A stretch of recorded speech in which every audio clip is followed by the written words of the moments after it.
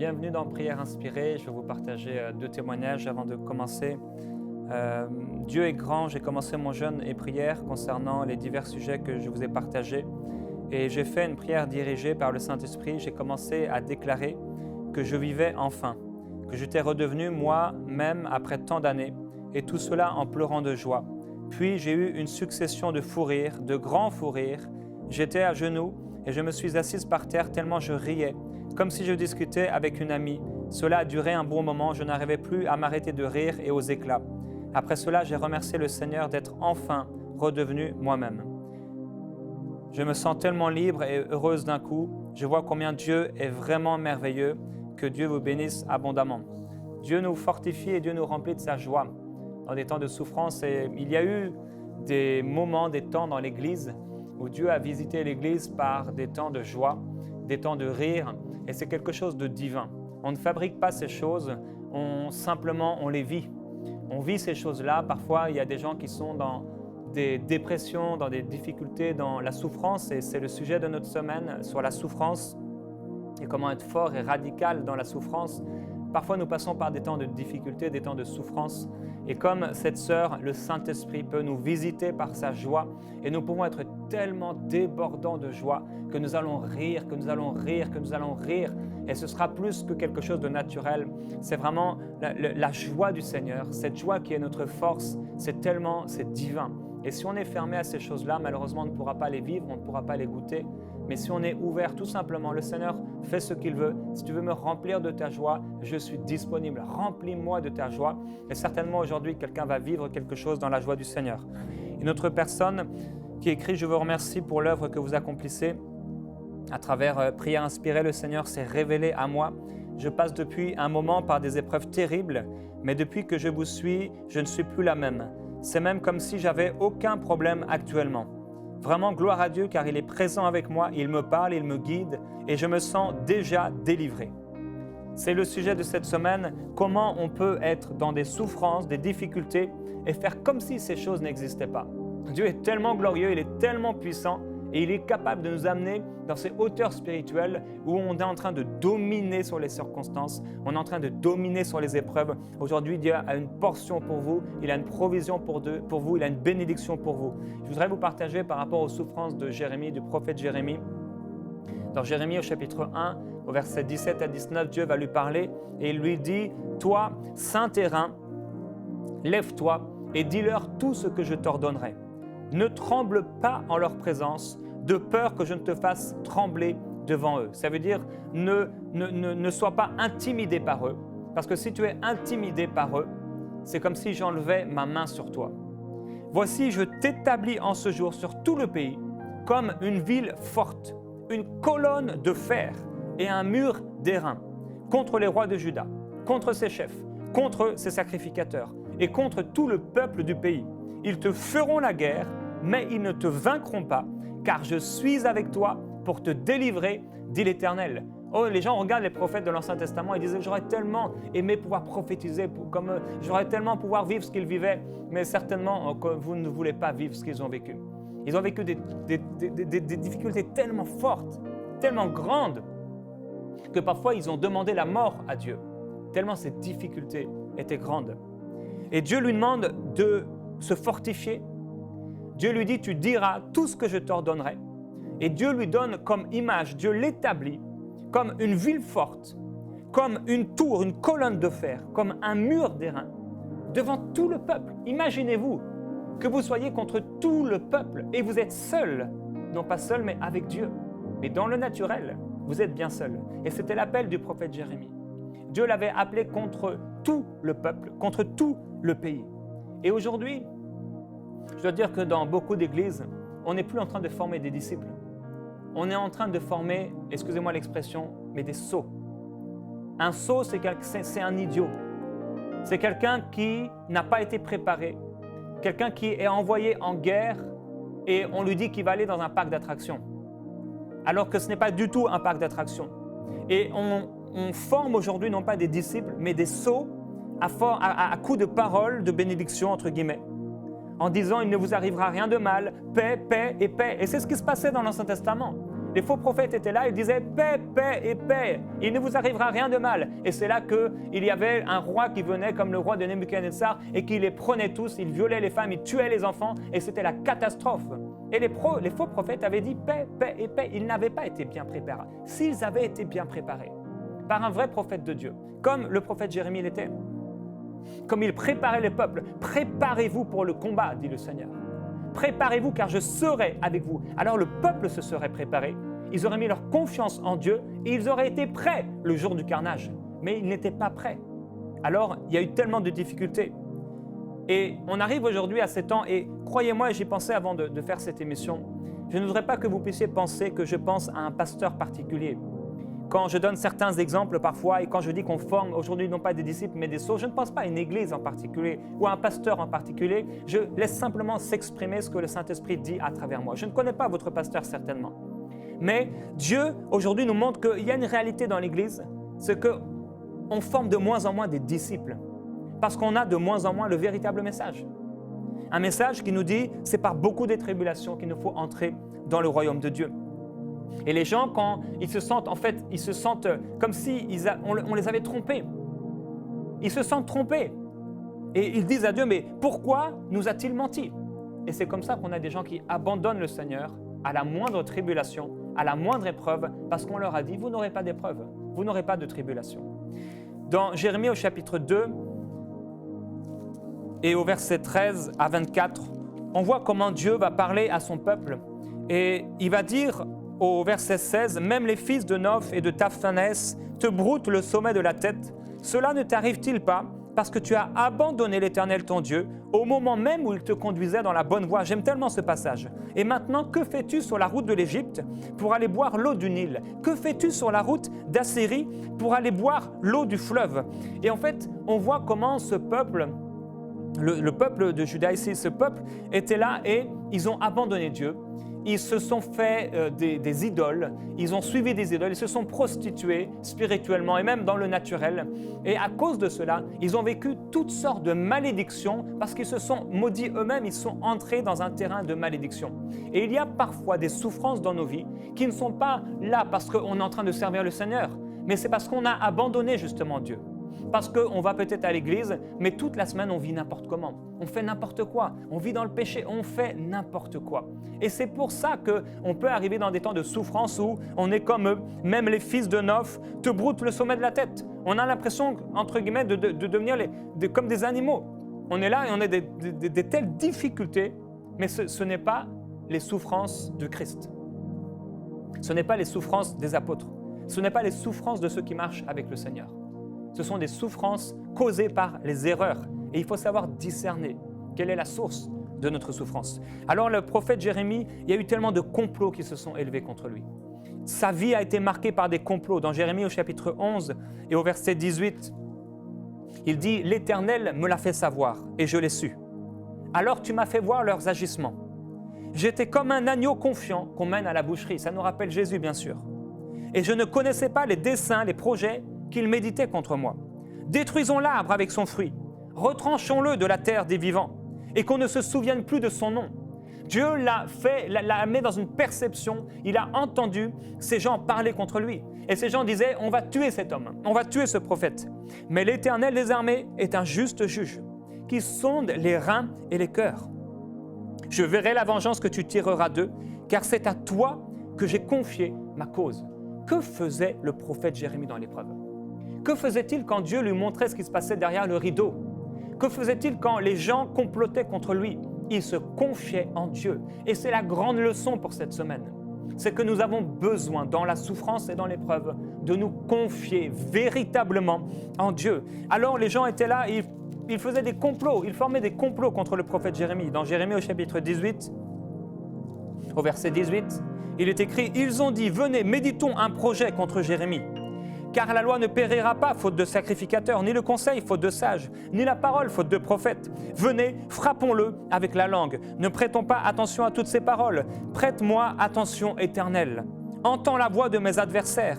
Le mal sera-t-il rendu pour le bien? Car ils ont creusé une fosse pour m'ôter la vie. Souviens-toi que je me suis tenu devant toi, pour parler en leur faveur et détourner d'eux ta fureur. C'est pourquoi livrent leurs fils à la famine. Et là, le prophète Jérémie va demander la vengeance de Dieu. Aujourd'hui, nos ennemis ne sont plus naturels. Même si nous aurions des ennemis dans le naturel, ces ennemis ne sont pas naturels. Ces ennemis sont spirituels. Nous ne combattons pas contre la chair et le sang, mais contre des principautés. Ces gens qui sont ennemis, parfois, vous avez peut-être des ennemis devant vous, mais ce sont des principautés. C'est le diable qui est souvent derrière pour vous détruire et pour vous intimider. L'une des choses, pourquoi nous avons des persécutions, pourquoi nous avons des tribulations, c'est parce que le diable veut nous intimider, il veut nous arrêter, il veut vous arrêter. Le diable aimerait tellement aujourd'hui, et c'est sa prière, le diable prie, vous savez, il aimerait tellement, il s'adresse à Dieu, il aimerait tellement que vous puissiez vous décourager, il aimerait tellement que vous puissiez abandonner, il aimerait tellement que vous arrêtiez d'annoncer l'évangile, il aimerait tellement que vous arrêtiez de porter du fruit pour le royaume de Dieu, il aimerait tellement que vous commenciez à dire à Dieu, non pas des prières de foi, mais des prières de lamentation, des prières de doute, des prières d'incrédulité. Il aimerait tellement que vous puissiez croire le contraire de sa parole. Il aimerait tellement que lorsqu'il vous dit « Dieu a-t-il réellement dit ?» vous écoutiez sa voix et vous disiez « C'est vrai, Dieu n'a pas réellement dit. Non, c'est vrai, je ne suis pas vraiment guéri par ces meurtrissures. Oui, c'est vrai, je ne suis pas vraiment enrichi par Christ. Oui, c'est vrai. » Et il aimerait tellement que vous puissiez prendre son langage. Voilà le but du diable, c'est que vous puissiez vous décourager, c'est que vous puissiez être abattu, et non seulement abattu, mais rester dans cet abattement jusqu'à peut-être même un suicide. Ça, c'est la parfaite volonté du diable pour vous. Mais la parfaite volonté de Dieu, c'est que vous soyez fort et inébranlable, même dans la tempête. Et Dieu va fortifier Jérémie. Dans Jérémie au chapitre 12 et au verset 5, Dieu va lui donner un principe ici. Et je me souviens qu'un jour, mon pasteur, il s'appelait Tim Killstrom, lorsque j'étais en région parisienne, il prêchait très bien, et vous pouvez écouter ses messages sur enseignement.com, Tim Killstrom. Il avait partagé un jour sur ce verset. « Si tu cours avec des piétons et qu'ils te fatiguent, comment pourras-tu lutter avec des chevaux? Et si tu n'es en sécurité que dans un pays paisible, que feras-tu lors de la crue du Jourdain ?» Et parfois, la moindre petite chose qui arrive dans notre vie, et nous sommes déjà tout affolés. Mais Dieu nous dit que si nous sommes déjà affolés, si nous sommes déjà attristés parce qu'il nous manque un peu d'argent, si nous sommes déjà dans l'abattement, parce qu'il y a quelque chose qui ne s'est pas passé comme on avait prévu, mais qu'arrivera-t-il lorsque l'ennemi va se lever contre nous et lorsqu'il va essayer de nous terrasser? Si déjà tu es fatigué avec des piétons, mais qu'arrivera-t-il quand ce sera le temps des chevaux et qu'il te faudra courir? Alors Dieu nous dit ça non pas pour nous accuser ou pour nous mettre à plat, pour nous mettre par terre, pour nous terrasser, mais Dieu nous dit ça pour nous mettre en garde et il nous dit « Soyez forts, soyez inébranlables, refusez de vous attrister pour des choses de peu de valeur. Refusez de regarder vos difficultés et vos circonstances et en parler comme si c'était des montagnes, mais parlez-en comme si ce sont de légères afflictions. Ce sont de légères afflictions. Et Dieu est beaucoup plus grand que ces choses. On n'aurait pas le temps, mais le prophète Jérémie, dans Jérémie au chapitre 15, on peut juste aller voir ce verset 10, il dit « Malheur à moi, ma mère, car tu m'as fait naître, homme de contestation et de dispute pour tout le pays. Je n'emprunte ni ne prête, et cependant tous me maudissent. » Jérémie était tellement parfois dans le découragement. Il a même écrit un livre qui s'appelle Lamentation, qu'on a appelé Lamentation.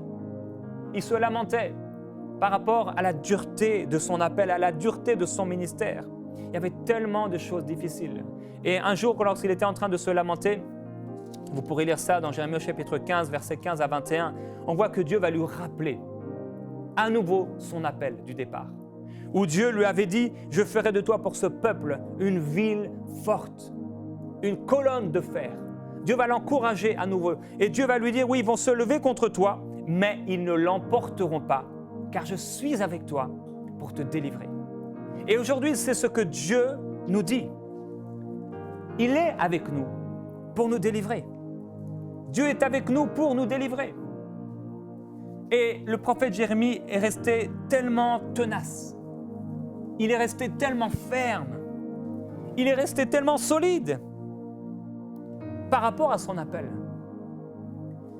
Un jour, on l'a amené, on lui a fait toutes sortes de choses. Un jour, on a frappé Jérémie. On l'a frappé tellement dur, tellement fort. On l'a mis dans une citerne et il a commencé à s'enfoncer dans de la boue. Vous savez, c'était dégoûtant. Il s'est enfoncé dans de la boue. Il était dans une citerne. Il aurait pu mourir là. Moi, prophète de Dieu, Moi que Dieu a appelé, me voici dans une citerne, me voici dans de la boue. Seigneur, pourquoi? On aura envie de dire, Seigneur, pourquoi? Mais je veux vous encourager par le Saint-Esprit. Ne dites pas, Seigneur, pourquoi? Mais dites, Seigneur, j'ai besoin de toi. J'ai tellement besoin de toi. J'ai tellement besoin de toi. Frères, sœurs, prie maintenant.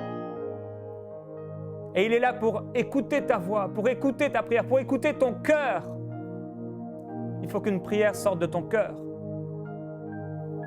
J'ai tellement besoin de toi. J'ai tellement besoin de toi, Jésus. Je suis perdu sans toi, Seigneur. J'ai tellement besoin de toi. J'ai tellement besoin de toi. Oh, le Saint-Esprit te fortifie maintenant. Je suis perdu sans toi, Seigneur mon Dieu. Ô glorieux Jésus-Christ,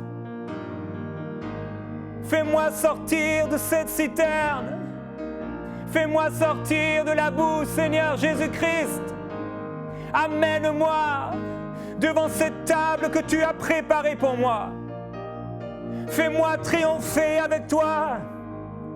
Devant tous mes ennemis, dresse cette table, Seigneur Jésus-Christ. Fortifie-moi et sonde-moi, Seigneur Jésus. Regarde si je suis sur une mauvaise voie. Oh. Et dirige-moi sur la voie de l'éternité. Esprit de Jésus-Christ, tu remplis le cœur de quelqu'un aujourd'hui. Tu fortifies la vie de quelqu'un aujourd'hui. Tu remplis le cœur de quelqu'un aujourd'hui par une force surnaturelle. Quelqu'un est encouragé puissamment aujourd'hui dans le nom de Jésus. Fais-nous sortir de la citerne, ô Dieu. Nous enfonçons dans la boue. Nous enfonçons dans la boue. Jésus-Christ, ô roi de gloire. Délivre-nous et nous déclarons au nom de Jésus-Christ que tu nous délivres et que tu nous délivreras encore. Nous proclamons que même si les géants se lèvent, au nom de Jésus, ils seront à nouveau et encore pulvérisés. Ils n'ont pas compris, ils manquent tellement d'intelligence, ils n'ont pas compris que Dieu est avec nous. Ils n'ont pas compris que Dieu est avec moi et à nouveau Dieu les pulvérisera. Au son de sa voix, à la trompette de Dieu, à la voix d'un archange, Dieu les pulvérisera à nouveau. Ils n'ont pas compris que la gloire du Seigneur Jésus-Christ s'est levée dans ma vie et ils viennent et le Seigneur les fait fuir. Ils viennent contre moi par un seul chemin, mais ils fuient loin de moi par 7 chemins. Le Seigneur les met en déroute. J'ai besoin de toi, Seigneur. Oh. J'ai tant besoin de toi. J'ai tant besoin de toi, Jésus. Toi seul peux me sortir de là. Tu es le roi de gloire, le Fils de Dieu vivant. Aujourd'hui, tu délivres quelqu'un de la fosse. Aujourd'hui, tu délivres quelqu'un de la citerne. Aujourd'hui, tu délivres quelqu'un de la boue. Aujourd'hui, Seigneur, tu fortifies l'esprit de quelqu'un. Oh, mon amour et mon Dieu, mon roc. Je construis ma vie sur toi. Oh, je bâtis ma vie sur le roc. Je ne tomberai pas. Je ne tomberai pas. Et même si la tempête arrive, je déclare que j'ai bâti ma vie sur toi, Seigneur Jésus-Christ. Et s'il y a dans ma vie quelque chose d'impur, s'il y a une mauvaise motivation, s'il y a une pensée orgueilleuse, s'il y a quelque chose, un blasphème ou je ne sais quoi, Père, que cette chose s'enfuit loin de ma vie par la repentance. Je me repens, Père Céleste, de toute forme d'intimidation que j'ai acceptée, de toute forme de péché que j'ai pu vivre. Je vivrai dans la sainteté tous les jours de ma vie. Oh, je me sanctifierai et je me sanctifierai encore à cause de ton nom, à cause de ton royaume. Et tu me bâtis aujourd'hui, tu m'amènes aujourd'hui, tu m'établis aujourd'hui comme une ville forte. Je déclare que je suis une ville forte, que je suis une colonne de fer, une colonne de bronze. Je déclare au nom puissant de Jésus-Christ que Dieu livre devant moi tous mes ennemis et qu'ils ne tiendront pas devant moi. Je le proclame dans le nom puissant du Fils de Dieu. J'irai jusqu'au bout.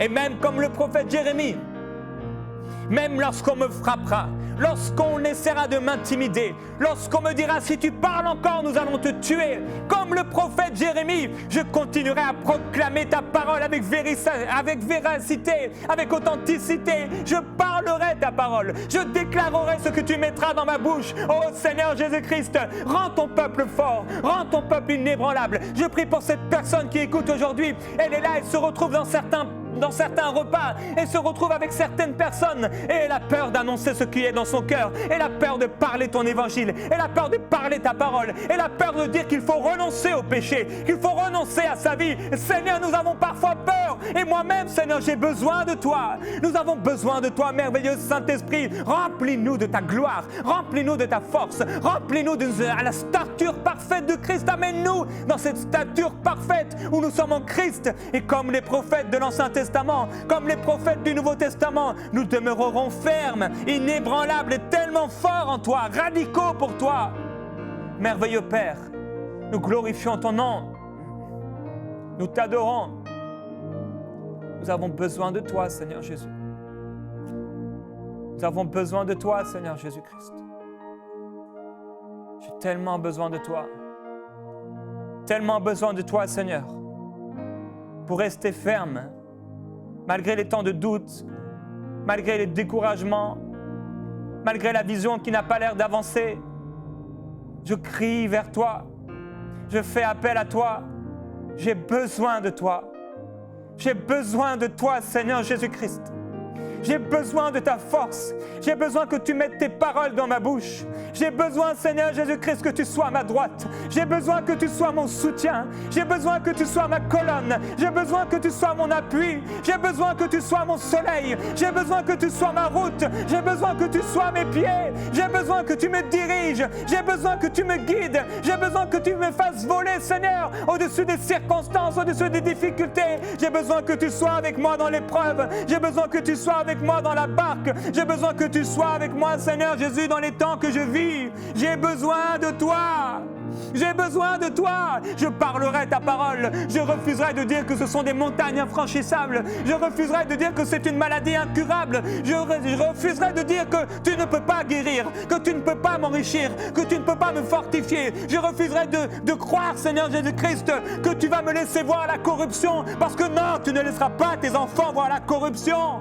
Je crois en toi et je crois que je peux parvenir à la perfection, parce que, Seigneur, ils nous ont attendus et sans nous, ils ne pouvaient pas venir à cette perfection. Mais, Seigneur, nous sommes là aujourd'hui et avec toi en Jésus-Christ, nous sommes parfaits.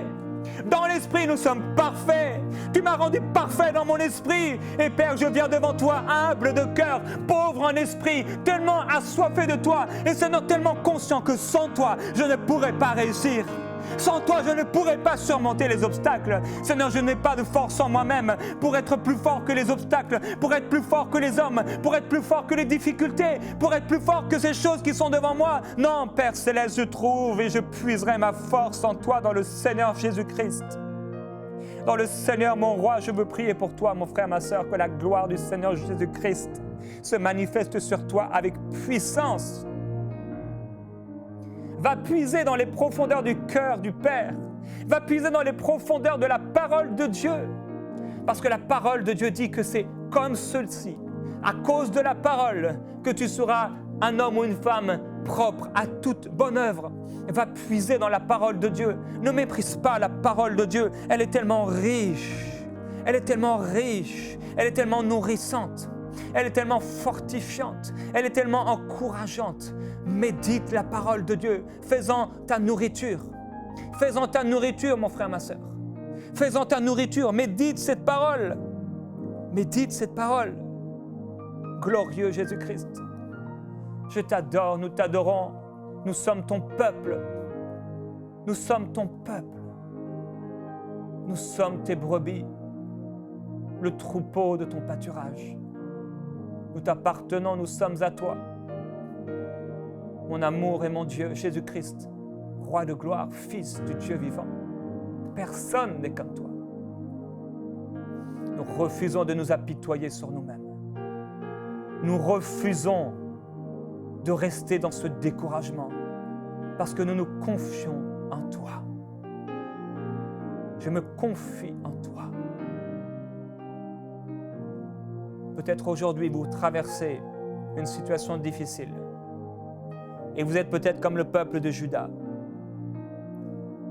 Des hommes et des femmes sont en train de brouter votre tête et c'est parce que vous avez abandonné le Seigneur. C'est parce que vous ne marchez pas avec Dieu. C'est parce que vous aimez que Dieu marche avec vous, mais vous n'aimez pas marcher avec et pour lui. C'est parce que vous ne vivez pas pour le royaume de Dieu et sa justice. Et aujourd'hui, Dieu vous donne la possibilité de vous repentir sincèrement parce que vous devez vivre pour Dieu. Vous ne devez pas vivre pour vos plans. Vous ne devez pas vivre pour vos visions, mais vous devez faire le choix de vivre pour Dieu et vous devez vivre pour le Seigneur. Ne soyez pas comme eux qui allaient se prostituer, qui marchaient dans l'adultère spirituel en faisant de Dieu une idole parmi tant d'autres, en faisant de Dieu un plaisir parmi tant d'autres. Mais faites du Seigneur votre Dieu, faites du Seigneur le premier dans votre vie. Oh, il y a quelqu'un qui a besoin de prendre une décision aujourd'hui pour la sainteté, pour la vérité, pour marcher réellement avec Dieu. Il y a une puissance, une telle puissance dans la repentance. Aujourd'hui, si tu te repens, tu ne peux pas imaginer la puissance que Dieu va manifester dans ta vie. Et si tu n'as jamais reçu Jésus-Christ comme ton sauveur personnel, si aujourd'hui tu es dans une difficulté, dans des souffrances tellement dures, mais c'est parce que tu n'as pas reçu Jésus. Aujourd'hui, tu peux recevoir le Seigneur Jésus-Christ. Il va te libérer, il va te rendre fort et même dans les souffrances, il sera toujours avec toi. Aujourd'hui, reçois Jésus-Christ. Demande-lui maintenant avec tes mots pardon pour tes péchés. Demande-lui, dis-lui Seigneur, j'ai péché contre toi. Je t'ai méprisé. Je t'ai abandonné. Je veux te recevoir, pardonne mes péchés. Dis-lui, pardonne mes péchés. Oui, c'est vrai, je n'ai pas fait de toi ma priorité. J'avais tellement d'autres plaisirs. Mais aujourd'hui, je veux vivre pour toi. Et je te donne ma vie. Fais de ma vie ce que tu veux. Parce que je sais que tu seras avec moi dans l'épreuve. Tu seras avec moi et tu me délivreras de l'épreuve. Tu me délivreras de toute difficulté. Je mets ma confiance en toi au nom de Jésus-Christ. Dieu devient mon Père. Je deviens maintenant ton enfant. Alléluia. Si vous avez fait cette prière, vous pouvez nous contacter sur l'adresse qui va s'indiquer sur cet écran. Contactez-nous et dites-nous « J'ai reçu Jésus-Christ » et on sera là pour vous encourager, pour vous aider dans votre marche avec Dieu. À bientôt, à demain dans Prière inspirée.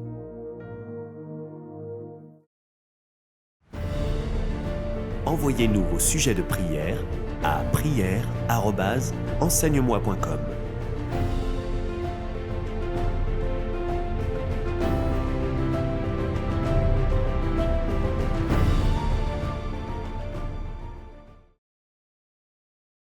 Cette émission est rendue possible grâce au précieux soutien des partenaires d'Enseigne-moi Canal International. Retrouvez tous nos programmes sur enseigne-moi.com.